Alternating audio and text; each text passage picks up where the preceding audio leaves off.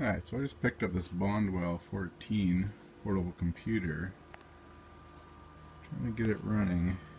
Somebody's done some hack job in here. So if anybody has one, is willing to take it apart and take a picture for me, that'd be greatly appreciated. So right now it turns on. I get the red light, drive, spins, makes noise anyway. And after a couple seconds it just starts beeping non-stop, and the alpha lock key light flashes. That's as far as it goes. There's no life on the monitor. And it's pretty apparent why. The brightness wasn't working because it's never been, well, it's not hooked up. It was taped up, just hanging off inside the case. And then the contrast has been spliced a few times. Yeah, strange. Goes down. So,